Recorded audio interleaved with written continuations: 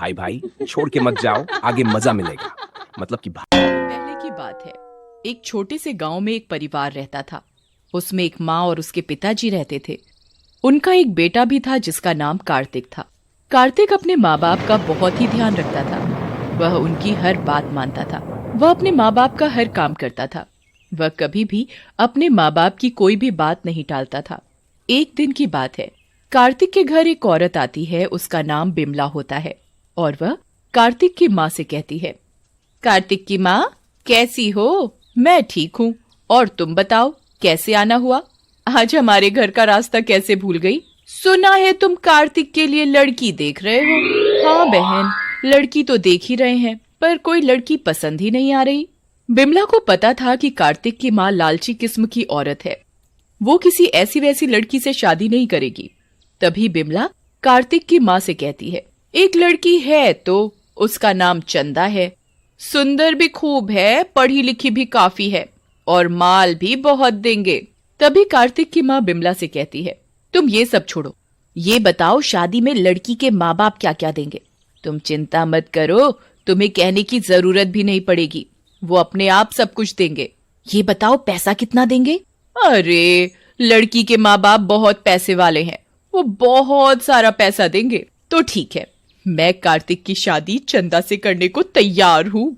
और अगले हफ्ते कार्तिक की माँ कार्तिक की शादी चंदा से कर देती है और चंदा नई नवेली दुल्हन बनकर अपने ससुराल में आती है। ससुराल में सभी लोग चंदा का खूब अच्छे से स्वागत करते हैं।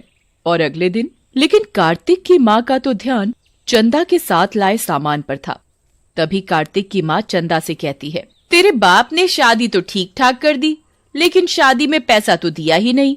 शादी से पहले आपने तो ऐसा कुछ बोला नहीं था। हमने तेरे माँ बाप से कुछ नहीं मांगा तो इसका मतलब ये नहीं कि वो अपनी बेटी की शादी में कुछ दे ही ना। चंदा अपनी सास की बात सुनकर बहुत रोती है। तभी कार्तिक चंदा से कहता है, अब रोती ही रहोगी या कुछ खाने के लिए भी बनाओगी? कब से हम लोग भूखे बैठे हैं। जी अभी लाई। और चंदा रसोई घर में खाना बनाने चली जाती है। तभी उसकी सास चंदा को आवाज लगाती है, अब खाना ही बनाती रहेगी या चाय भी पिलाएगी?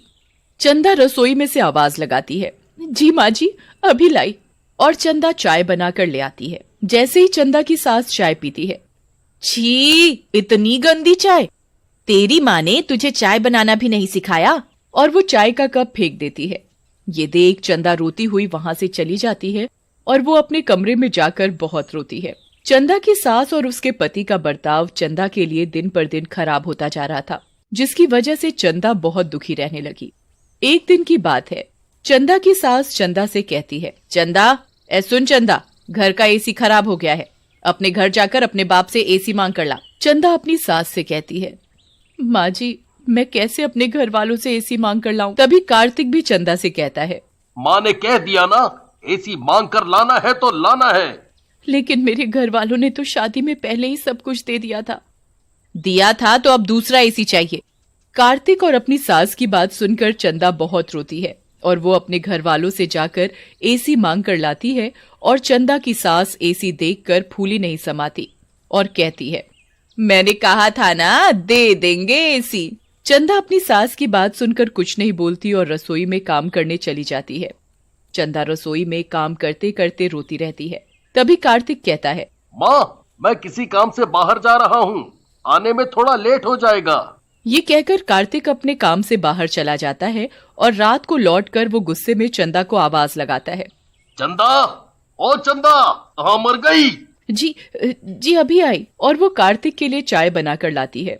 तभी कार्तिक की माँ कहती है, बेटा, आज तो तूने आने में बहुत देर कर दी। तो कार्तिक बताता है, रास्ते में मेरी बाइक खराब हो गई थी, इसीलिए लेट हो गया। बड़ी मुश्किल से घर पहुंचा हूँ, अब तो बिना बाइक के ही काम पर जाना पड़ेगा। तभी माँ कहती है, बिना बाइक के क्यों जाना पड़ेगा? ये चंदा है ना, ये लाएगी अपने घर वालों से मांगकर।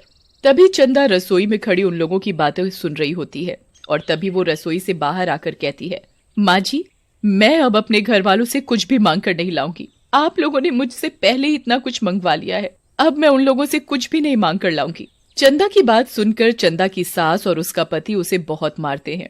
इस तरह उन लोगों का लालच दिन पर दिन बढ़ता ही जा रहा था, पर चंदा चाह कर भी कुछ नहीं कर पा रही। एक दिन चंदा की सास चंदा से कहती है, ए चंदा सुन, कल लोहड़ी है और तुझे आज पूरे घर की अच्छे से सफाई करनी है। जी माँ जी, मैं अच्छे से पूरे घर की सफाई कर लूंगी। तभी चंदा की सास चंदा से कहती है, सफाई करने के बाद अपने घर चली जाना, और सुन, ये तेरी पहली लोहड़ी है, उनको बोलना कि कल पैसे और गिफ्ट लेकर आए, ये नहीं कि हाथ हिलाते हुए आ जाए। जब देखो खाली हाथ चले आए। माँ जी, जितना उनके बस का है वो अपनी तरफ से आपको पैसे और गिफ्ट देने की ज्यादा से ज्यादा कोशिश करते हैं। मुझसे जबान लड़ाती है, पर माँ जी वो कहाँ से ला कर देंगे? उनकी हालत तो पहले से ही खराब चल रही है, उनके पास अब देने को कुछ नहीं बचा।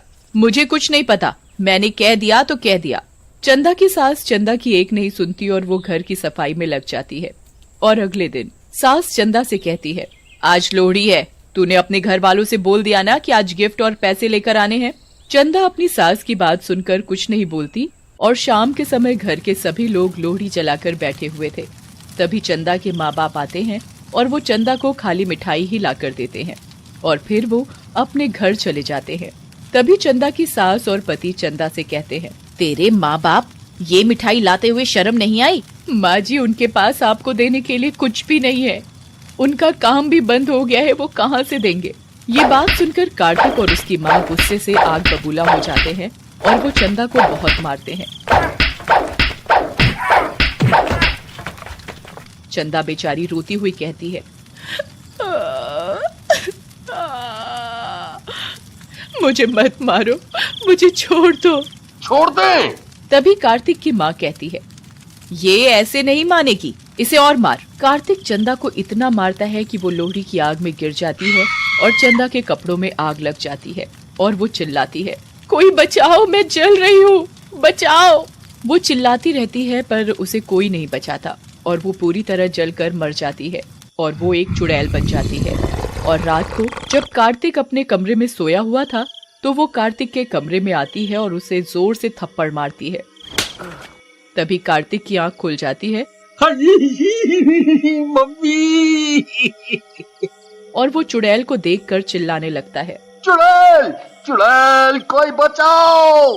बचाओ, कोई नहीं बचाएगा तुझे, तू चाहे कितना भी चिल्ला ले। चुड़ैल की शक्ति से कार्तिक के चिल्लाने की आवाज किसी को सुनाई नहीं देती और चुड़ैल कार्तिक के बाल पकड़कर कार्तिक को बहुत मारती है।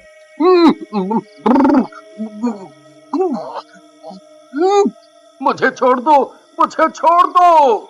नहीं, कभी नहीं, तू भी मुझे ऐसे ही मारता था ना, मैं भी चिल्लाती रहती थी मुझे मत मारो, पर तुम लोगों को मेरे ऊपर दया नहीं आती थी। अब तुम्हें पता चलेगा दर्द क्या होता है।